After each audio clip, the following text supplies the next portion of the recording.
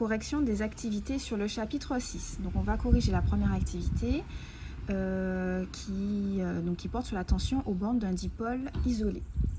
Donc ce chapitre porte sur la tension électrique. Et donc avant de commencer, il faut vraiment comprendre la différence entre tension et intensité électrique. Le chapitre précédent portait sur l'intensité. Et donc ce schéma permet de comprendre la différence, puisque ce sont deux notions quand même assez complexes à comprendre. Donc je rappelle que l'intensité correspond à la quantité d'électricité qui traverse un dipôle en une seconde. Donc en fait c'est comme si vous aviez des grains d'électricité qui circulent à chaque fois dans un circuit. Donc vous avez les fils, les dipôles, etc. Et donc quand le courant circule, c'est comme si c'était des grains qui se déplaçaient, des grains d'électricité qui se déplaçaient. Et donc l'intensité, c'est savoir la quantité de grains qui se déplacent en une seconde. Et donc on utilise un ampère-mètre pour déterminer cette quantité de grains qui se déplacent. La tension, c'est ce qui va permettre aux grains de se déplacer. C'est-à-dire que là, par exemple, pour que l'eau puisse tomber, il faut que l'eau puisse être à une certaine hauteur. Si l'eau était ici au pied de l'individu, enfin du bonhomme qui est là, l'eau ne pourrait pas tomber. On est d'accord? C'est parce qu'elle est en hauteur que l'eau tombe. La tension, c'est pareil. S'il n'y a pas de tension, le courant ne circule pas. Donc, la tension, c'est la différence, on dit, de potentiel pour que le courant puisse circuler. Et on voit que plus la différence sera grande, et plus la tension sera grande. Donc ici, on voit que pour une petite hauteur, c'est une faible tension, alors que pour de grandes hauteurs, c'est une forte tension. Et pour l'intensité, je vous ai dit, c'est la quantité d'électricité. Donc là, c'est comparé au débit d'une rivière. Pour un très faible débit, on voit ici un petit filet d'eau, c'est une faible intensité. Alors que ici, pour une grande quantité d'eau qui tombe, c'est une forte intensité. Donc la tension, c'est ce qui va permettre à l'électricité de circuler. Donc là, par exemple, c'est la hauteur. Donc plus c'est haut et plus l'eau va tomber avec une forte pression. Donc plus la différence de potentiel est grande et plus la tension est grande. C'est la même chose. Et pour l'intensité, ça va être le débit. Ici, fort débit, forte intensité, faible débit, faible intensité. Alors maintenant, on va vraiment s'intéresser à la tension. Donc, l'unité de la tension, c'est le volt de symbole V. Je rappelle que pour l'intensité, l'unité de l'intensité, c'était les ampères de symbole A. On va noter la tension U. L'intensité, on la notait I. Donc là, on donne un exemple, U égale 6 volts, ça veut dire que la tension est de 6 volts. On donne des exemples de tension. Donc il y a différentes lampes. Donc une lampe avec une tension de 6 volts, une avec une tension de 12 et une avec une tension de 230 volts. Et les appareils électroménagers ont des tensions de 230 volts puisque la tension qui est délivrée chez vous, elle est de 230 volts. Alors, ici, la question 1, on demandait d'indiquer la valeur de la tension de cette pile. Donc c'est noté, c'est écrit 6 volts. Donc là, simplement, il fallait écrire U égale 6 volts. Si vous n'avez pas écrit U égale et que vous m'avez simplement dit 6 volts, j'accepte. Je vous donne les points. Alors, question 2, indiquer la valeur de la tension délivrée par ce chargeur de smartphone solaire. Donc c'est écrit également 13,6. Donc U égale 13,6 volts. Donc on peut passer à la suite. Alors, activité suivante, donc ce sera la mesure de la tension aux bandes d'un dipôle isolé. Donc comment on va mesurer cette tension? Pour mesurer cette tension, on va utiliser un appareil qu'on appelle le voltmètre.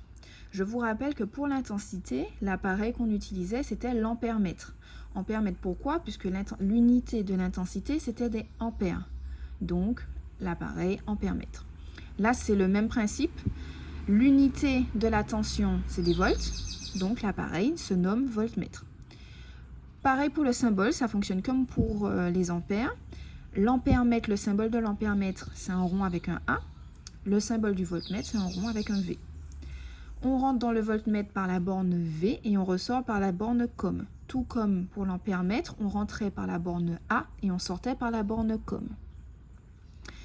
Pour la mesure de la tension, on va connecter une des bornes à la borne V et l'autre borne à la borne COM.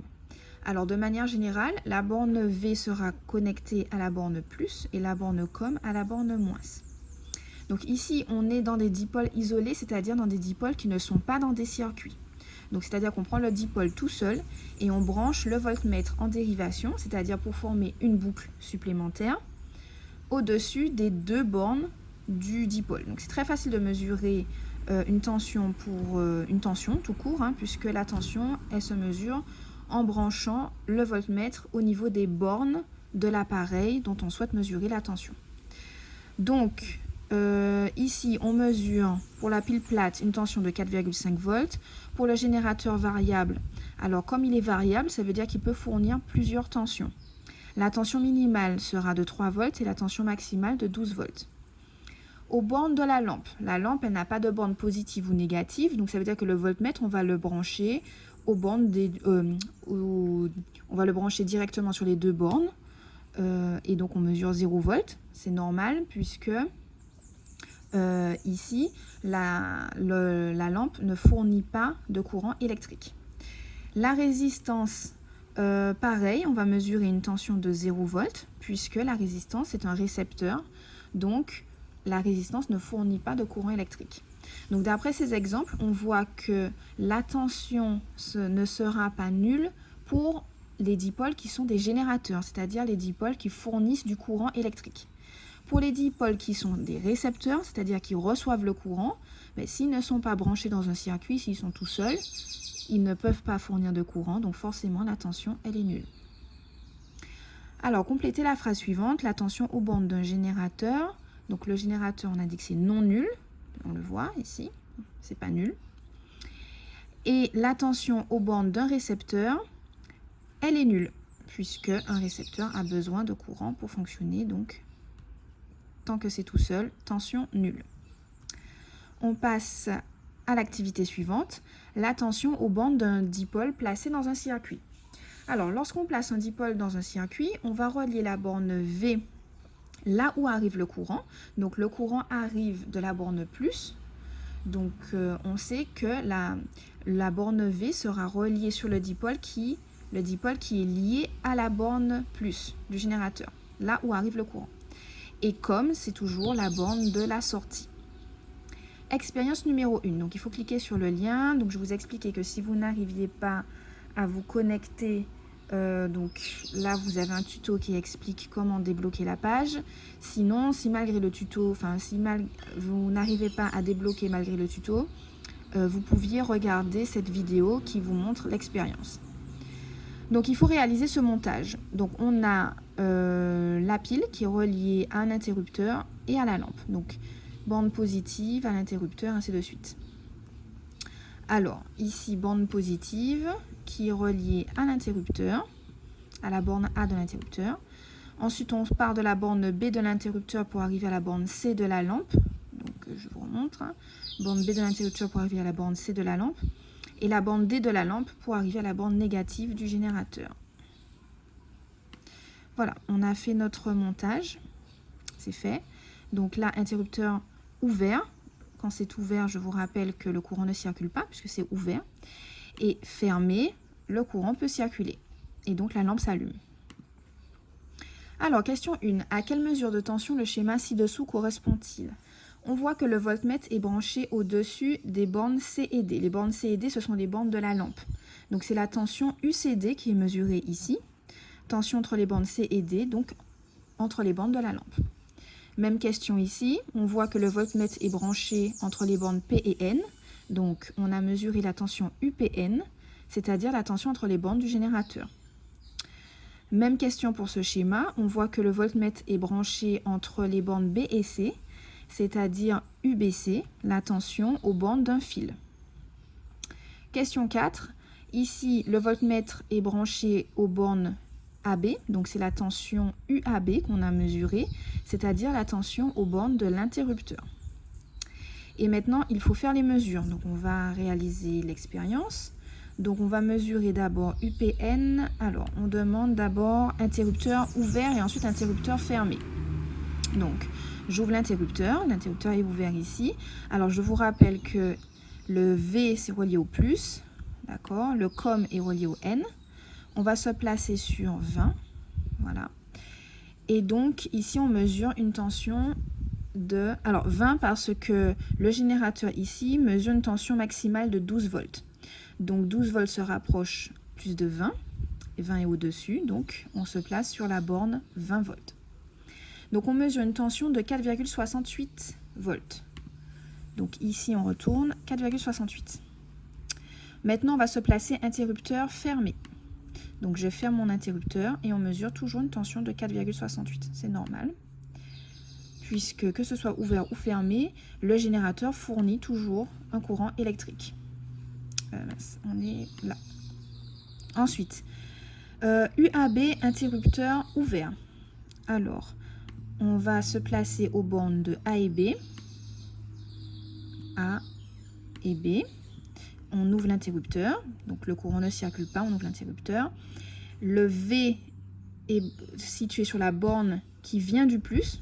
Voilà. Et le COM sur la borne de sortie. Donc, on est à 4,68 volts. Donc, ici, l'interrupteur est ouvert, donc elle reçoit la même tension que le générateur. Donc ici, 4,68. Et maintenant, on va fermer l'interrupteur. Interrupteur fermé, 0. Donc, on est à 0. Ensuite, UBC. UBC. Alors, on va se placer, on va enlever. Donc, ici. Et voilà. Donc, le plus vient de là, donc le V sera ici, le COM sera à la sortie. Et on mesure interrupteur ouvert 0, interrupteur fermé 0. Donc, 0 et 0. UCD maintenant. Alors, UCD, voilà. Donc, UCD, on mesure une tension de... Alors, interrupteur ouvert 0 volts, interrupteur fermé 4,68 volts. Donc, on a dit 0 et fermé 4,68. Alors, on va maintenant pouvoir compléter les phrases. On constate que la tension aux bornes d'un générateur est toujours, n'est jamais nulle. C'est normal, c'est le générateur qui fournit la tension, donc c'est jamais nul. Compléter la phrase suivante. On constate que la tension aux bornes d'un fil ou d'un interrupteur fermé. Donc, on voit que pour l'interrupteur fermé, c'est 0. Et pour le fil, que ce soit ouvert ou fermé, c'est 0. Donc, on peut mettre que la tension ici est toujours nulle pour un interrupteur fermé ou pour un fil, puisque le fil ne va pas créer cette différence de potentiel. Le fil va laisser passer le courant, mais ne va pas entraîner cette différence d'auteur qui génère justement le passage du courant. Ensuite, question 8. On constate que la tension aux bornes d'un récepteur. Alors, pour le récepteur, pour un circuit qui est fermé, c'est-à-dire lorsque le courant circule, le récepteur, c'est non nul. La tension est non nulle. Alors, c'est normal puisque le récepteur a besoin de courant pour fonctionner.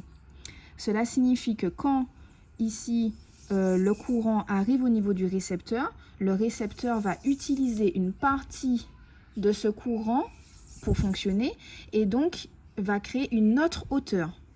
Pas la même hauteur que le... va induire une hauteur pour que le courant puisse continuer à circuler.